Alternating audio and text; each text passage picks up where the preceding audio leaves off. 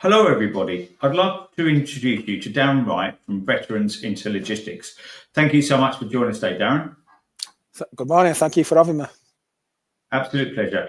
Please give us an overview of Veteran into Logistics, what it does and what its aspirations are as well, please. So Veterans into Logistics is a charity that I formed in 2020. And the reason why I set up Veterans into Logistics is to upskill the ex-military personnel who have fallen on hard times after leaving the armed forces. And we upskill them into becoming HGV drivers, and we support them into employment as well. Getting a HGV license is just after mission.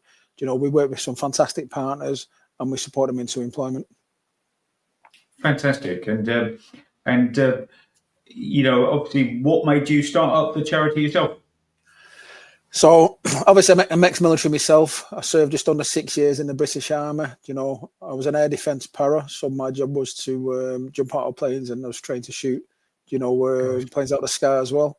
I served in Afghanistan, and I just done under 6 years in the military, and I ended up leaving, and I struggled with my transition, where I hit rock bottom, to tell you the truth. I became homeless. I became, suicidal. I was in a mess, to tell you the truth.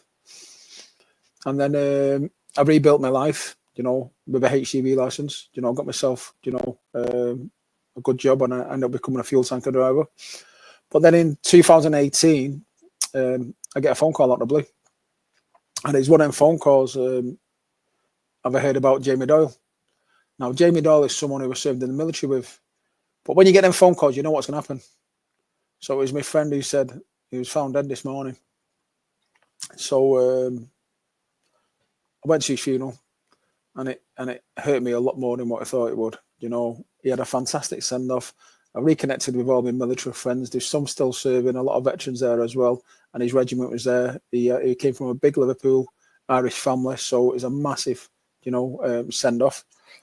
But it's when I was on my own, I was working as a driver, as a fuel tanker driver. As a driver, you get a lot of time to think and reflect. And when I was on my own, I was just looking at the homeless veterans on the street, the ones that have been found dead in shop doorways, and then I started thinking about the unemployment rate amongst the ex-military, and even the ones that end up in prison. And it's like, have you ever bought a car? When no one's got one, and as soon as you get one, you start seeing them all the time. Well, yeah, that happened with me. That happened with me after attending Jamie's funeral, because I started seeing more suicide rate.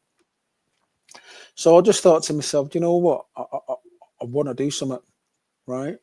And I didn't know what it was, and then as I was working, I thought, you know what, I'm going to do HGV driver training. Never done a driver training school before in my life, right? But I thought I need to do something, because a HGV license rebuilt my life, and I knew in my head I can get people a HGV license 6 weeks. Where they're starting on 36, 40 grand a year. My daughter was a school teacher.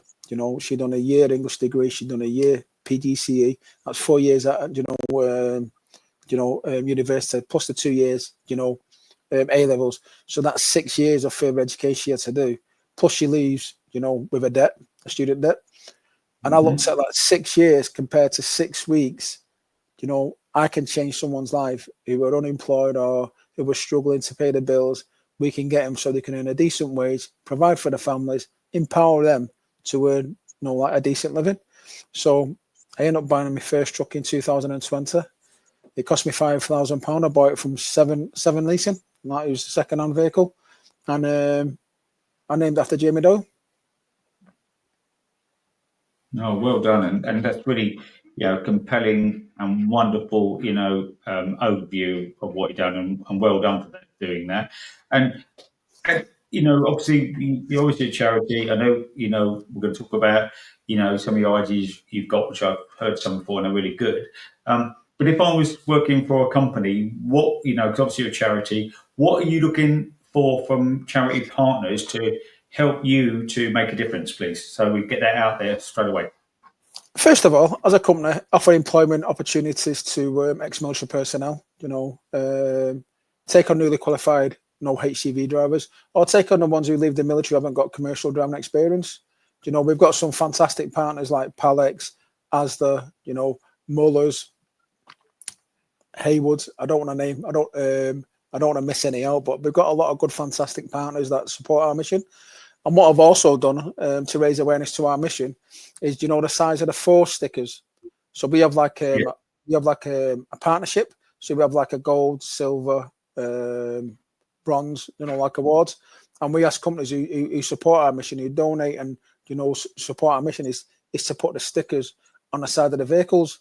So have a look out for the Asda stickers, you know, the ones on Palex, Mullers, and it's raising awareness to our mission. And I sort of pinch myself sometimes when I see these companies with the Veterans into Logistics stickers on the side, and yeah, it's a bit surreal, really, but it's growing, and the awareness is getting out there. And last year we supported 270 veterans, upskilling them and supporting them into employment, and we're making a massive difference. I want it where there's no homeless veterans on the street, there's no veterans in prison, you know, where we can support these people, you know, coming out of the armed forces. If you want to come into the logistics industry, let's make it happen, you know, because I believe in prevention rather than cure.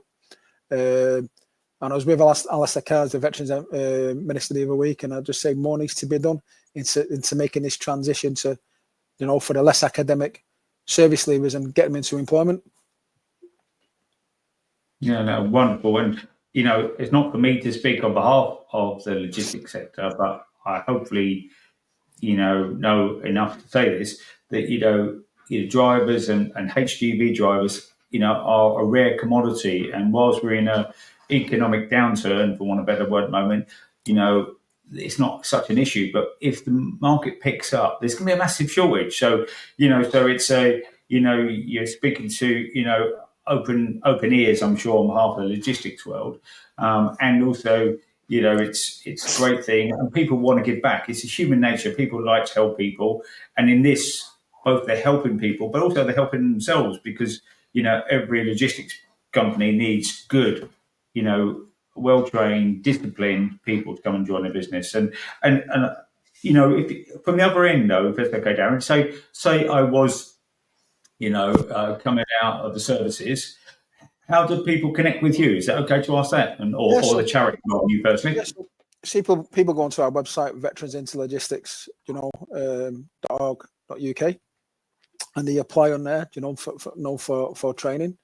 We also have like a Veterans Job Board UK, so that's like a job board, a bit like Indeed, where they've got jobs advertised on there, you know, and that's for the service leavers. So if they're leaving, if we can get them in straight into jobs as they're leaving, because they may already have the HGV license, they can connect with our partners and direct into employment. But say there's a veteran coming out, service leaver, he's got just his standard car license, he gets in touch with Veterans into Logistics. We'll book him his D4 medical, we'll book his daily training, and then we upskill him into, you know, getting their HGV license, and we support them into employment. Yeah, it must be.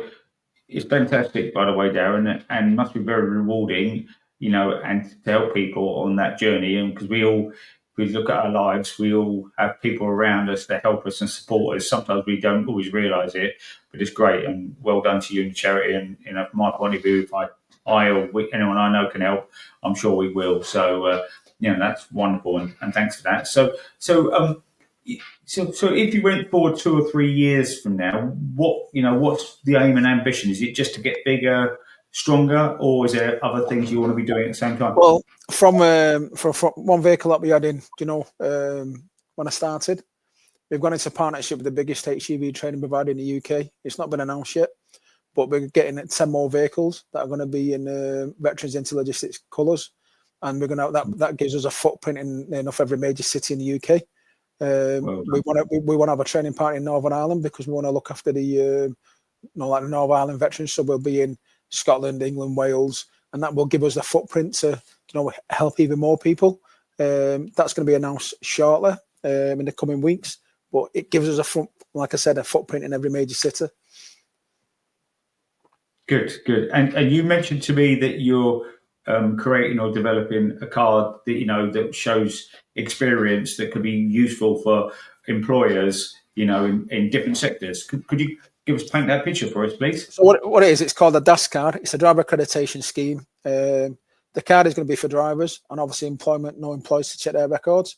We're going to have a DAS card youth, so we want to get targeting all the school leavers, because this card will, you know, it's a bit like the CSCS card in the building industry. It will, you know, it's a training record for the drivers, because if you look in the warehouse industry, right, an FLC driver has an assessment every 3 years. Does a van driver?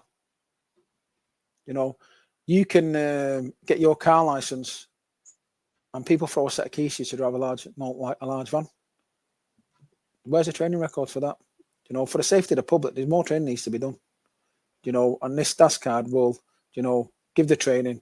And if companies give the training, they can record it onto the DAS card, and then that driver can take that DAS card and take it with him on a digital platform to his next employer, and then he can show what type of training he's had.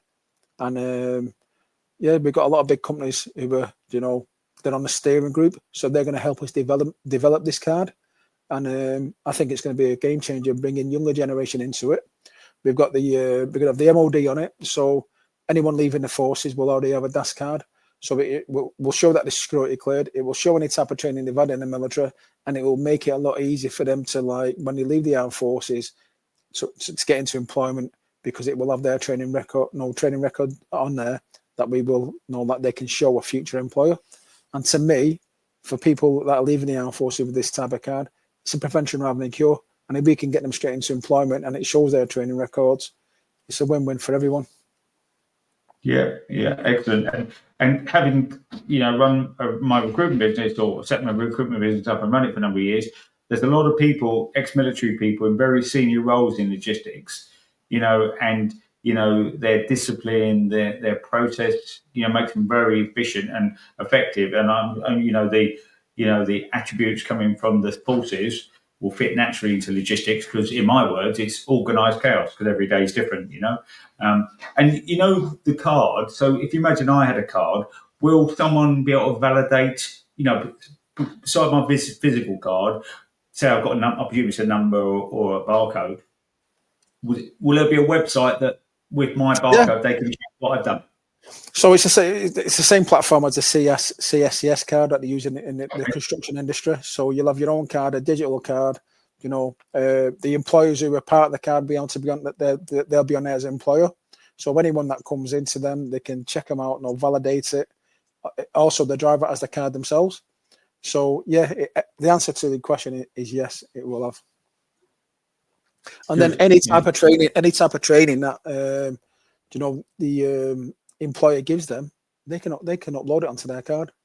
So it's going onto their card. But you think we've got a former master driver who's now heading up the technical side of everything. You know, if a driver has an accident, you can check on one sweep on one card by just checking his card that everything's in date. You know, and that'll speed up the process now, instead of looking around for HR and everything. You know, check the card. When was last time he familiarised on that vehicle? When did he have any training for that vehicle? You know, that trailer, you know, it'll all be on the card. So everything that he's received in training within the company will be on that card. Anything he does outside of work, if he wants to go and do another course himself, he can upload it, you know, onto the card as well. It'll become on a phone. It'll have so you got the mobile app as well. The driver can have the mobile app, and yeah, it's going to be a good card. No, and it's needed as well it's needed for the industry as well. You know, I want to educate people. So when I was down London at Westminster, you know, a few weeks ago, they said that only 2% of women are in the industry as HGV drivers. Asda have got theirs at 15%. So how do we make this, you know, common knowledge for the females of what type of companies to work for? So obviously, Asda's doing supermarket work and at home every day, it's the same as a shift pattern. And I admit, if you're on a general haulage and you're working for certain other companies, they expect you to work longer hours. But it's helping promote what type of jobs may suit different types of people. And that's what we want to do as well. You know, we want to say, right, if you're a female or any type of person, which I do anyway with no service leaving veterans, you know, it's no good sending someone to go and work and know as a job, no sleeping in your truck if they've got a young family. But Yeah, of these course. people who are single who want that type of work, you know, believe it, I get a lot of ex-military people who want to go tramping because, you know, so it's understanding each person and promote that, you know, the different types of careers, because a lot of people can get put off this industry, especially as a driver, if they go to the wrong company, you know. And I always say it's understanding each person. Me as a person, I class myself as a driver. So if you said to me, drive this truck to Spain, I'd drive it. But if you said to me, go and multi-drop in a Class C vehicle around Manchester Town Centre or London, I go, no, thank you. You know, but these people that rather do the multi-drop and don't like motorway driving. It's like I always say, it's like being a coach driver and a bus driver. Now I could drive a coach to Spain. Could I drive a bus around Manchester or London? It's not for me. So it's understanding each person and understand that everyone's different. Everyone's got different needs. Everyone's got different commitments. Do you know what I mean? And it's understanding that first and then directing them to the right type of, you know, companies that may suit them. Yeah, and you know, you sort of summed up nicely. It's horses for courses, and it's a bit like in my recruitment business. You know, you need to, you know, people laugh, but we're like a dating agency. You match people with similar needs at the same time, and it's chemistry because you know chemistry is part of everything. But one other thing, just thinking back, you know, if you think of a HGV driver or, you know, there's so many industries within logistics, so many subsectors within, you know, big subsectors. Because I know you did fuel, and I imagine being a fuel driver, because obviously you're carrying fuel, but obviously there's probably some specialist niches or knowledge that's really useful. So if I was working for another company that wanted a fuel driver, if you've done it already, you should be top of my list really, because you know it and understand it. And I'm sure it's the same for, you know, people working in the construction world, you know, like the, you know, in, you know, the retail world, different skills. So again, your card will be able, can that validate, will that validate where you've worked or just really Yes, on the training? it'll do both, because if you've Okay. had any type of training at like Asda, if you've done any type of training, say like a car transporting company, they'll give you that familiarization, they give you the training. Them as a company will put that on your record, driver training record. So that validates that you've been there. Royal Mail, if you've done any training for Royal Mail, you've done their induction course, it'll validate that you've done their induction with Royal Mail. We've got companies, all these companies working together. Like we've got Royal Mail, we've got Asda, we've got them all part of the steering group, because what we're trying to do is make it more, you know, a lot more easy for, you know, like for drivers to move, or, you know, they're all singing from the same hymn sheet. But a low loader, I could drive the vehicle. Could I operate safely? No, because I've not been trained. You know, yes, I can do fuel tankers. Not done it for a few years, but I need some familiarization. I need to get my petroller's, you know, driver's passport back in date. But, you know, I was trained on that, and there's that many different, you know, sectors to the industry, you know, within, you know, being a HGV driver, you know, and it's just it's getting them trained, getting them no training records, puts onto one card. So not just that, when you move in, say like in 3-4 years time, it shows where you've been. It shows that you've had no the training that you've had, whether you've done manual handling, whether you know any different types of training. It shows that you, as a person, you're not just a driver. You've been highly trained in whatever sector you got, like you're working in, whether you're working in, you know, like the fuel industry, whether you're working in the construction doing the low loaders, whether you're working in, you know, like general haulage, you know, learning how to strap the vehicles down, learning how to, you know, the different curtain side of vehicles that you have, the different types of vehicles that you may drive, from a Scania to a DAF to an electric model, to the different ways that you know, like you fuel the vehicle up, you know, your LNG, you know, all that can be on a card. So when you move, you can go, well, you might have driven for one company, you know, like Palex, they might use LNG, and you might leave and you might go to Asda, you might move, but at least it shows you've had some type of training and it's on your card. It validates you as a driver, you know, and that's the whole point of having this task card. And not just that, if we can get the younger generation having this card, so that they're coming in as a 17-year-old and they start off as a van driver, that can demonstrate that they've done some type of no driving, they've got they're up and down the country, they're making deliveries, and then we can give them a route into the different types of industries, you know, so we can educate them at a younger age, right? General haulage, supermarkets, fuel tankers. This is the progression that you need to make, you know. And to me, I want to get the younger generation into the industry.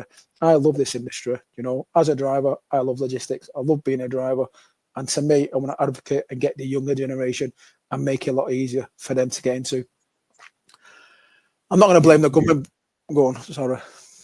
No, I think you summed it very nicely. I know we've talked predominantly about HGV drivers, etc., but veteran into logistics. Do you get involved? And obviously, I know we're talking about younger people as well, but just with the veterans into logistics perspective, are you happy to help? Of course, you will. I can tell you're a kind person, but are you happy to work with people doing other things, as well as HGV and driving, or is it predominantly that side of things? And also, we've funded veterans to like the FLT licenses, different other, if they come to us, it's not just HGV driver training. No, if they need training we can support them with, and we have done in the past, we help them. We even upskill them to get the car license because, we don't discriminate anyone. If they come to us, they haven't got a car license, we support them get a car license first, then we support them into employment. So anything they can come to us within the logistics industry, and we can support them, we will do. And to us, it's all about getting them into employment. No, that's fantastic. And in this podcast, we sort of have a set number of questions we ask, and the last one would be very useful for you, I'm sure. But the question I was asked you is, what I ask people as well is, what development in the sector has surprised you most in your career? So, having worked in logistics, what has sort of shocked you? Maybe some things it does that doesn't do very well, or things it should do better. If that's okay to ask that question, Darren. Yep. So there's changes that need to be made in the sector to retain drivers into this industry, because you get a lot of people that leave saying that they hate it. For me, changes needs to be made at the distribution centres.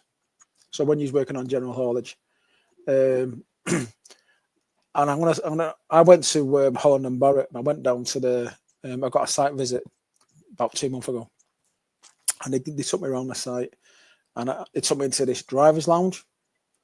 So it had like a couple of settees, it had a nice teller, a few like cheese plants. I don't know if it was real, but them big ones. It had like a kitchenette, a long kitchenette, had a pool table, shower facilities. And I turned around and said, they went, "This is the driver's lounge." I went, "This is for your drivers." I went, "No, not for the home drivers. It's for the drivers that come and make deliveries here." So I went, "This is the best driver's room I've ever seen." Do you know like that, right? And I said, "This is amazing. This, I said, normally, I said, when you make deliveries, you get told to go and sit in a room with nothing in there apart from like, a vending machine that don't work properly." I said, it's worse sitting in them rooms than a GP surgery. It's true though. Do you know what I mean? And then after leaving there, it made me think, and I thought, more needs to be done. You want to keep people in the industry is to make it more relaxing for the drivers when they sat about. So Holland and Barrett have got it right. So if a driver comes into them and you give him a relaxed environment where he can watch a bit of telly, he can make himself a cup of tea, he can get a shower if he wants, he can have a game in the pool, but it's a relaxed environment. When he leaves that site, he will drive safer on the road.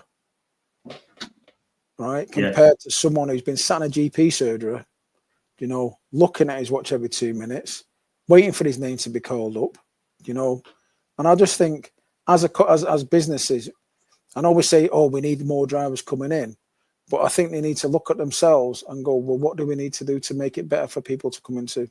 And I think for one, creating like following Holland and Barrett's, like way of doing it, and that's creating like a driver lounge. And I said this when I was at an APPG meeting, a few weeks ago, to get younger people in and get them to stay in, because I'll be truthful, that's what got me on to become a fuel tanker driver.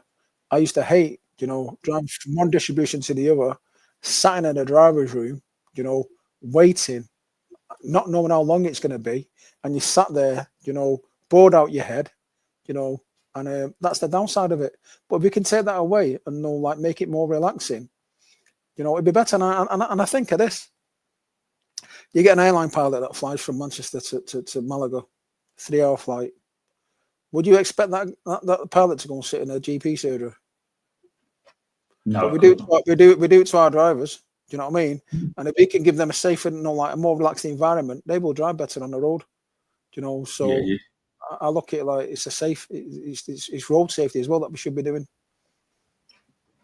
Thank you so much. And the final question I always ask everyone, and I think it'll be a good question to ask yourself, Darren, is if you could speak to the Prime Minister, then what would you ask them to do to help the industry and your charity to grow and flourish? Me personally, they need to make it a lot easier for younger people to get into the industry. They need to take away that C1 test. This is my opinion. Take away that 7.5 ton, test, because prior to the 1st January 1997, there's 3 things that you could do. You could go straight from a car license to a Class 1 license, which I did in 1996. You could also get your e-license on your license, where you could tow a caravan, and you could get a C1, you 7.5 ton automatic on your driving license. Now they changed all them 3 on the 1st of January 1997. A few years ago, they changed 2 back, so you can now go from a car license to your Class 1, and you can now automatically get your caravan license on your license, towing rights. I believe that they need to change the C1 and revert back to prior 1997 on a condition that the company demonstrates that they've had the adequate training. So it's not just a case of throwing a set of keys on them. It's having the DAS card, right, where a company can train these drivers up on up to 7.5 ton, demonstrate that they've done it, and then it's down to the company to give them the ownership that they say that they're safe enough to go out and drive. Because when you're young and you come from humble beginnings, or you become you haven't got a lot of money, getting a car license is expensive, right? And if you're going to go and get another license, you're going to skip the 7.5 ton. You're going to go straight to Class 2. But if we can make it a lot easier, where we can get the younger generation driving up to like 7.5 ton, it can give them a taste of the industry. They like it. So when I was 18, I used to drive a 7.5 ton. It was a Mercedes 814. I had a sleeper cab. I used to do a couple of nights out. I thought at the time I was a real trucker, but I was only young. Do you know what I mean? But it's making it easier and more cost effective into getting the younger generation into the industry. So just a car license, they can then go up to drive a 7.5 ton vehicle on the ownership of the companies that they've had the adequate training to train that vehicle. And for me, if I could ask the Prime Minister, I would say, let's change that. Because in some industries where they've got apprenticeships, let's get the younger generation to have the taste of driving these type of vehicles. And then if they want to progress on to driving the bigger vehicles, they can do. And if a driving career isn't for them, they can find out at an early age. But me, personally, that's one thing I'd ask the Prime Minister to change. Great. Okay. And I just want to say so much. Thank you so much, Darren, for your time. And I'm sure our listeners and viewers really, really enjoy it. And may I wish you both personally and your charity every success. And I'm sure our viewers and listeners, and hopefully some key influencers, will be able to reach out to you and work together. Thank you so much again for your time, Darren. Thank you, David, and thank you for having me, and thank you for helping me spread the word or the awareness of veterans into logistics.